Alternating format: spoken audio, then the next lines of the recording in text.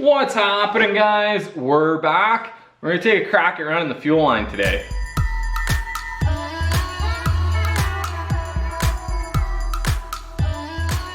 All right, so the goal for this episode is to get all the fuel lines ran. I think that we have all the parts now. I picked up some of these -6 to -8 AN adapter things, whatever you want to call them. So we're gonna run -8 out of the fuel cell because that's what it is. And then we're gonna run -8 as far as we can up to the, on the feed line. We'll cross over to -6 and then we'll cross over into the, I think it's 5/16 fuel line that I have to go into the actual fuel rail. And then the return, we're gonna run -6 as far as we can to the back, and then we'll cross it over to -8 to run back up into the fuel return on the fuel cell. So first things first, we need to grab that little plate that we made a while ago. We'll clean up the chassis up here at the front, weld that on, screw in those bulkhead fittings, and that'll give us kind of our end point. And then we're basically just connecting the dots. So let's get into it.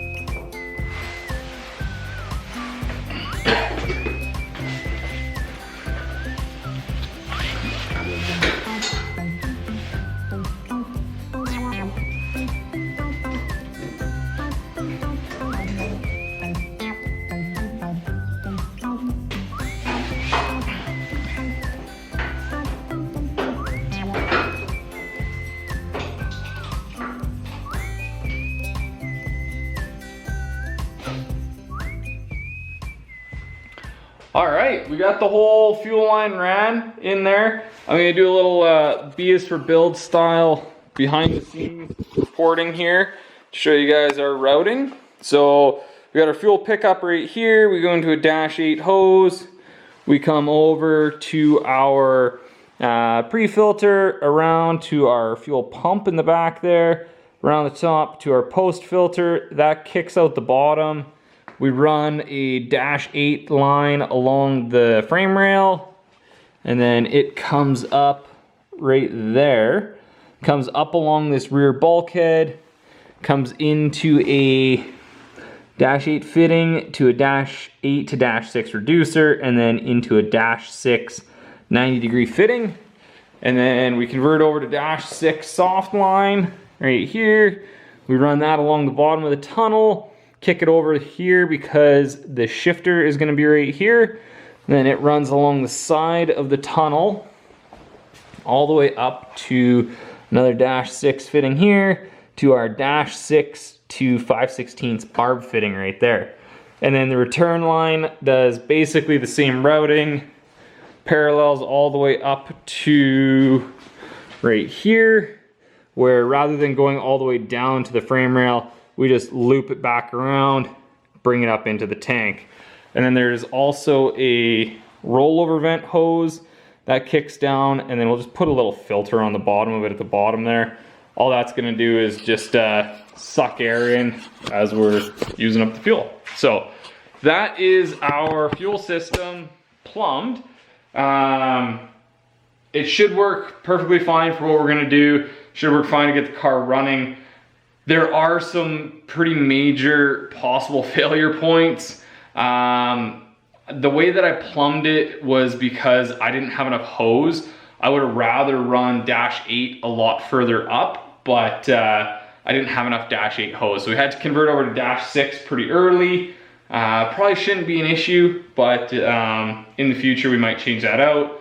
The barb fittings at the front are pretty wimpy, so I'm not 100% sure on how they're gonna hold on to the pressure. So we might have to replace those in the future. What else do we got? There's no real good way to mount any of these lines yet. So right now they're all just electrical taped to the chassis. We are gonna have to build some brackets and stuff to hold the fuel lines so they don't flop around. But all those are things that we're gonna fix in the future. One day I hope to just hardline the whole fuel system, so we'd actually just do a full bend all the way to the back. But obviously that's not gonna happen today. So that might happen in, I don't know, 10 years. Once the car's running, this should get the car running. So that's our fuel system plumbed. All we have to do is 2 little short sections of hose. I got some 5/16 fuel injection hose here. 2 short sections of hose from those barb fittings up to our fuel rail and back. And hopefully we should be ready to go. So that's all we're gonna do this episode, you guys. Nice short one. Next week, no idea what we're gonna do. So tune in next week and find out.